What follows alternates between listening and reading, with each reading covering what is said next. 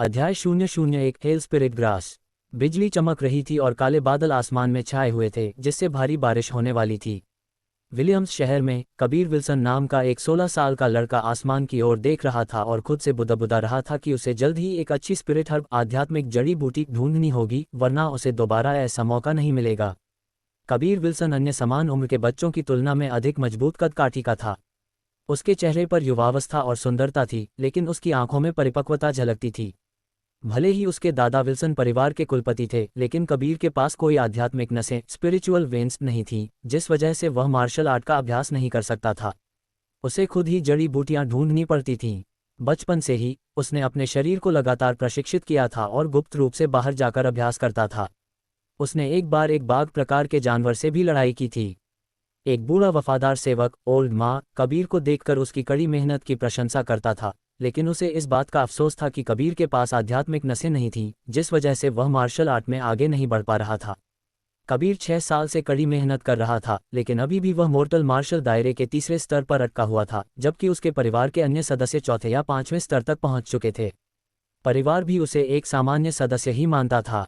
कबीर के पिता केशव विल्सन, जो परिवार के कुलपति के पद के लिए एक प्रबल दावेदार थे, अपने बेटे को हमेशा प्रोत्साहित करते थे और कभी कभी उसे कीमती गोलियां पिल्स भी देते थे, लेकिन उन गोलियों का कबीर पर कोई खास असर नहीं होता था। बारिश के बावजूद कबीर ने जड़ी बूटियां खोजने के लिए निकलने का फैसला किया। उसने अपने पिता से कहा कि तूफान का मौसम जड़ी बूटियां चुनने का एक अच्छा अवसर है, क्योंकि कोई और उन्हें छीनने वाला नहीं होगा।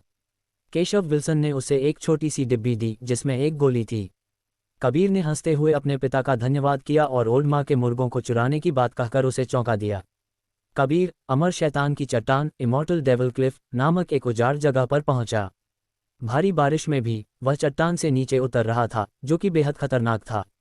ये जगह बहुत गहरी थी और काले मृत्यु की ऊर्जा डेथ क्यूआई से भरी हुई थी, जिससे लोग यहाँ आने से भी कतराते थे।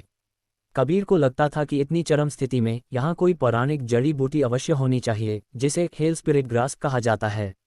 ये जड़ी बूटी इतनी शक्तिशाली थी कि एक मृत कंकाल में भी मांस उगा सकती थी और आमतौर पर प्राचीन युद्ध क्षेत्रों या कब्रिस्तानों में उगती थी, जहां मृत्यु की ऊर्जा प्रचुर मात्रा में होती थी। बारिश के दिनों में ये काली ऊर्जा नीचे दब जाती थी, जिससे कबीर को नीचे खाई में देखने का मौका मिला।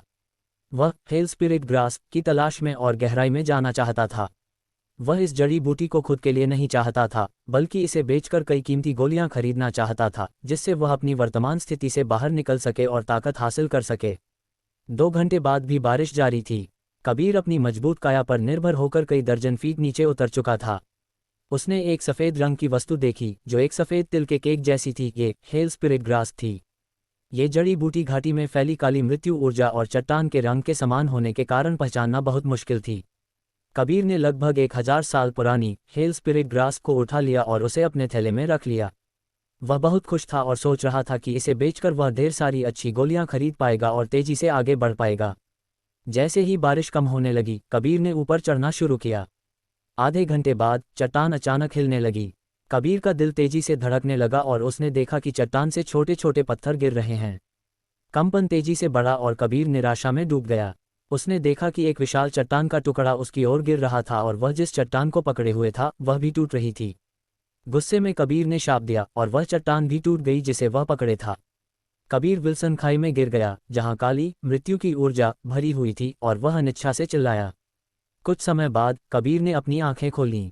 उसे आश्चर्य हुआ कि वह खाई में रोशनी देख पा रहा था और वहां पानी भी था। वह सांस भी ले पा रहा था। कबीर पानी की सतह पर तैरकर आया और उसने खुद को एक सफ़ेद आभा वाले पूल में पाया। इससे भी ज़्यादा चौंकाने वाली बात यह थी कि उसके पास ही 2 खूबसूरत नग्न लड़कियां जमीन पर बैठी थीं। उनकी निर्दोष और त्रुटिहीन शरीर पूरी तरह से उसके सामने दिख रहे थे। उनकी शुद्ध चेहरे बारीकी से तराशी हुई जैड मूर्तियों जैसे थे, जिनमें कोई दोष नहीं था। वे खूबसूरत और लुभावनी थीं। कबीर ने पहली बार इतनी सुंदर महिलाओं को देखा था। कबीर इस आश्चर्यजनक दृश्य से हक्का बक्का रह गया। उसका चेहरा लाल हो गया और उसकी धड़कनें थम गईं। दोनों लड़कियां एक दूसरे को देख रही थीं। कुछ देर बाद उन्होंने कबीर को देखा, लेकिन उसे पूरी तरह से अनदेखा कर दिया, जिससे कबीर को अपमान महसूस हुआ। कबीर ने देखा कि खाई टूट रही थी। चारों ओर दरारें और गड्ढे थे, टूटे हुए पत्थर बिखरे हुए थे और सफ़ेद रेशम के टुकड़े भी थे, जिससे उसे लगा कि यहाँ एक लड़ाई हुई थी। उसने अनुमान लगाया कि ये दोनों लड़कियां ही उस लड़ाई का कारण थीं, जिससे उनके कपड़े फट गए थे। कबीर नहीं जानता था कि ये 2 लड़कियां यहाँ क्यों लड़ रही थीं, लेकिन उसे लगा कि वे बहुत शक्तिशाली थीं, उनकी ताकत उसकी समझ से परे थी। कबीर को गुस्सा आया कि इन दो महिलाओं की वजह से ही वह इस मुश्किल में फंसा था, लेकिन वह भाग्यशाली था कि वह मरा नहीं। कबीर धीरे धीरे उन महिलाओं की ओर बढ़ा, उनके निर्दोष शरीरों को निहारता हुआ। अमर शैतान की चट्टान के बगल की यह खाई नर्क कहलाती थी, लेकिन कबीर के लिए यह नर्क स्वर्ग जैसा था। वहाँ एक सफ़ेद आभा से भरा गहरा पूल था, और सबसे महत्वपूर्ण बात, इस पूल के बगल में दो नग्न लड़कियां थीं। तभी उन दोनों लड़कियों को एहसास हुआ कि उनसे थोड़ी दूर लाल आंखों की एक जोड़ी उन्हें घूर रही थी, और वे उसकी घूरती हुई निगाहों से शर्मिंदगी और क्रोध महसूस करने लगीं।